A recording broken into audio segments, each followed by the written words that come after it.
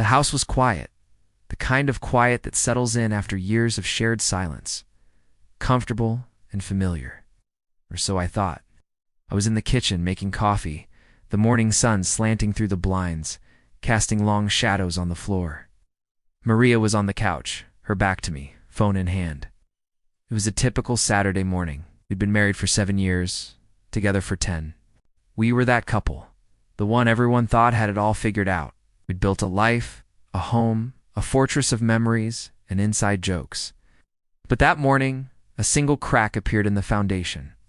I walked over to hand her a mug, the steam curling up like a whispered secret. That's when I saw it, her smile. It wasn't the smile she gave me, the warm, familiar one that reached her eyes. This was different. It was a private, radiant smile, reserved for the glowing screen in her hand. Her thumb moved quickly, typing a reply, her lips still curved in that secret little arc. A cold knot formed in my stomach. I asked, "Who are you texting?" trying to keep my voice light, casual. She glanced up, the smile vanishing as if it had never been there. "Oh, just Sarah," she said, naming her best friend. "We're planning a girls' night." She set her phone face down on the cushion beside her, a gesture so small, yet so loud. For years, her phone had been an open book. It lay on the counter, on the nightstand, an extension of our shared life. Now it was a locked vault. It went with her everywhere, to the bathroom, to the kitchen, to grab a glass of water. It was always angled away from me, its screen a guarded territory. The late-night work emails became more frequent. The girls' night stretched longer into the weekends. I felt like I was going crazy, seeing ghosts where there were none. I'd tell myself I was being paranoid, that 7 years of trust shouldn't be so easily shaken. But the knot in my stomach only tightened. One evening, I came home early from work, hoping to surprise her. The house was empty. A little disappointed, I figured she was out running errands. I dropped my keys on the counter and saw a receipt from a restaurant I knew she did and like. It was a fancy Italian place downtown, the kind of spot you go for a romantic dinner.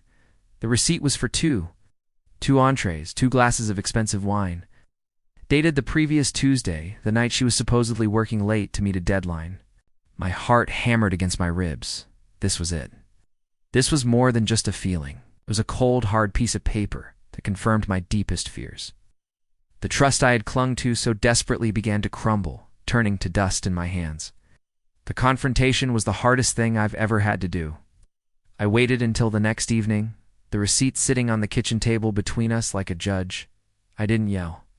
I didn't scream. My voice was barely a whisper when I asked her about it.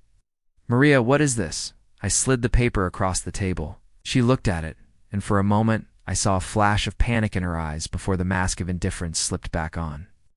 She tried to deny it, of course. She spun a tale about a client meeting, a last-minute change of plans.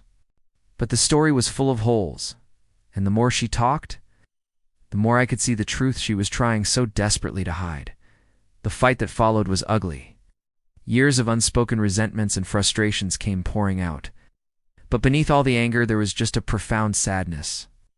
I looked at the woman across from me, the woman I had promised to love and cherish, and I didn't recognize her. The smile she'd given her phone screen that Saturday morning, it all made sense now. It was a smile for him, for the new life she was building without me. I asked her if she loved him. She couldn't look at me when she nodded, a single, devastatingly quiet admission. In that moment, I knew my marriage was over. The fortress we had built had been breached, not by an invading army, but by a secret smile and a hidden text message. The days that followed were a blur of packing boxes and stilted conversations. We divided our lives, our friends, our memories. It was like dismantling a delicate sculpture piece by piece, until nothing was left but an empty space where it once stood. People say time heals all wounds, but it doesn't. It just teaches you how to live with the scars. I had to learn to sleep in an empty bed, to cook for one, to find a new rhythm for a life I never expected to live alone. It was excruciating. There were nights I'd just stare at the ceiling, replaying every moment, every missed sign, wondering what I could have done differently. But then, slowly, something shifted. The anger began to fade, replaced by a quiet resolve. I started focusing on myself. I reconnected with old friends, picked up hobbies I'd let slide, and spent more time outdoors just walking and breathing. I realized that her betrayal wasn't a reflection of my worth. It was about her choices. Her own unhappiness that she chose to solve by looking outside our marriage instead of talking to me. Accepting that was the first step toward healing. It wasn't about forgiving her, not yet. But it was about forgiving myself for not seeing it sooner and for believing I wasn't enough. One afternoon, months later, I was sitting in a coffee shop, the same one Maria and I used to frequent. I was reading a book when my phone buzzed. It was a message from a friend, a funny meme he thought I'd appreciate. And as I looked at the screen, I smiled. A genuine, easy smile. A woman at the next table glanced over, and for a split second, our eyes met. She gave me a small, polite smile in return. It was just a fleeting moment, a simple human connection. But in that moment, I realized something important. My smile was my own again.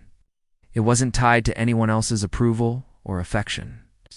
It wasn't a secret, and it wasn't a performance. It was just mine. The journey has been long and incredibly painful, but I'm building a new life, a new fortress. This one is built on a foundation of self-respect and resilience. I don't know what the future holds, but for the first time in a long time, I'm not afraid of it.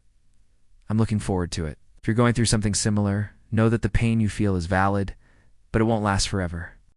The end of one story is always the beginning of another. You just have to be brave enough to turn the page. Thank you for listening to my story. If it resonated with you, please consider liking this video and subscribing to the channel. Your support means the world. Take care of yourselves.